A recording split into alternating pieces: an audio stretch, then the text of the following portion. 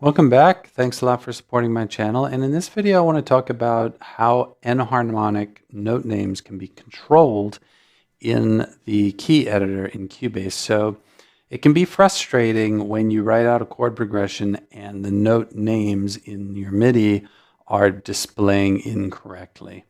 You're expecting a B flat, but you're seeing an A sharp, and it can seem confusing why Cubase is doing that. And today I want to offer some insights into how you can get some control over that. I don't fully understand exactly why Cubase does what it does, but I have found ways to get it to do what I want it to do.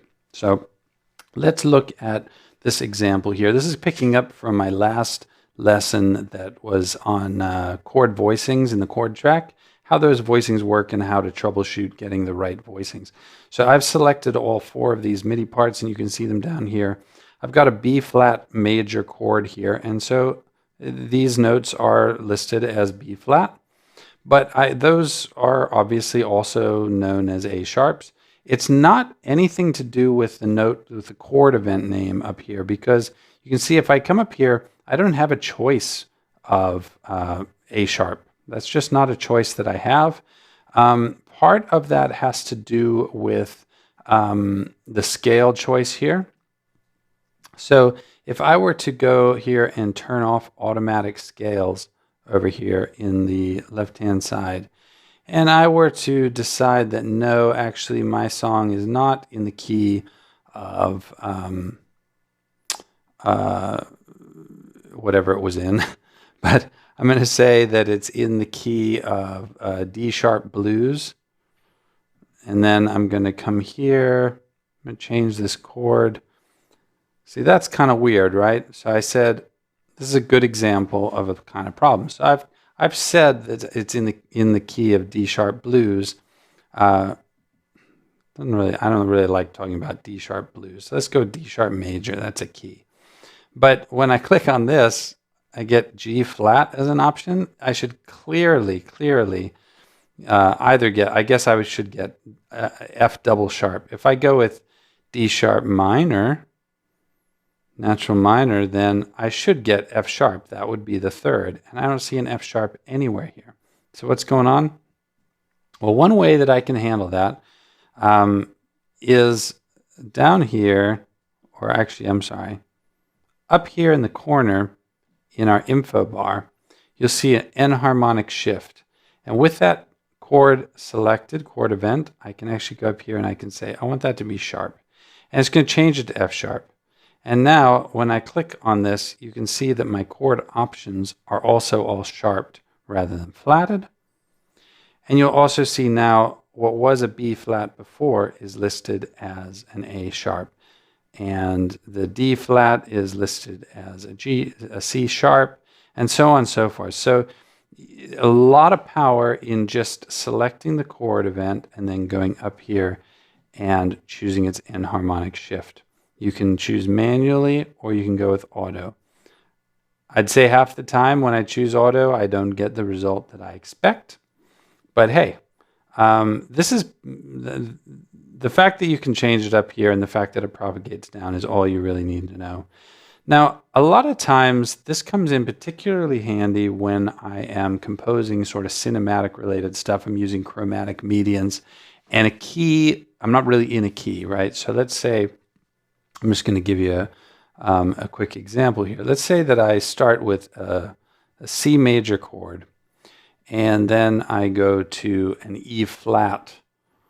I have to choose D sharp here, but this kind of thing, you just have to live with it. It says D sharp, here it says E flat, but we can make the notes, the MIDI notes, display correctly.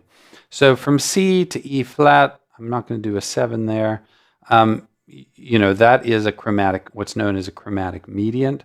If I were to then go to, let's say G major, and then from G major, I don't know, I'm going to go to, I'll do G dominant, and to create a little extra tension, I am going to put that over an F. Okay, so got a pretty interesting chord progression there. I'm going to highlight all of these and let's see what we've got. So C in the root, third, fifth, another C in soprano, fine. E flat, G is the third, B flat's the fifth, another E flat up there. All the enharmonics are labeled correctly. If I were to maybe make this just for the sake of example, and I were to make this a G major 7, you can see that here it uses B flat in the E flat chord, but here it's using F sharp for the G major 7. So it's able to switch between, even from chord to chord, based on this enharmonic value. So if I come up here and I have auto as my enharmonic shift for G major 7, it knows that this note down here should be an F sharp and not a G flat. So you can use that enharmonic shift value up in the info line to try to force your MIDI notes into whatever spelling that you want. There is one other setting that you really need to have, and that's up in the corner here. You go to Cubase Preferences. You're going to go to Event Display and then down to Chords and Pitches. Now my display is messed up. I guess it has something to do with fonts or Mac OS. I don't know. But right here you can see that what's checked. You can only read the very top like third of the letters. But what it says is enharmonic from chord track.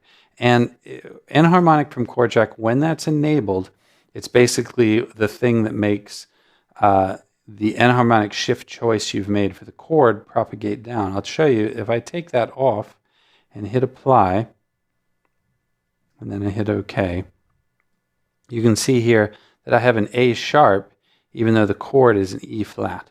So if you want these to follow rigidly along with the chords, then you need to go up to your settings, go into Event Display, Chords and Pitches, and make sure that checkbox is checked. It's really probably doubly frustrating if you can't even see it there. But I know that it's there from years past. There's something sort of, maybe it was updating to Sonoma or something like that. But you can see that once that has been checked, did I check that correctly? Yes, I did. Go ahead and hit apply.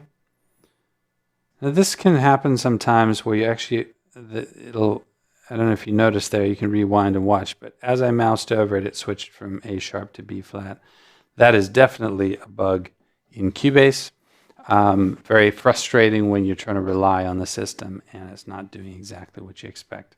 Anyway, I hope that helps you understand how you can force and have some control over the enharmonic spellings. I rely on that a lot. Once I've got lots of parts written, I like to look at them and see them in the key editor and be able to check spellings myself. If you have any questions about it, anything about what I've shown, please leave your questions in the comments. Please like and subscribe if you found this video helpful. It really helps to surface my videos to the larger YouTube audience. And thank you so much for supporting my channel. I am going to be following this up with more videos on Cubase and Dorico coming up in the coming days. All right, so thanks again for following my channel, and I'll see you later. Bye.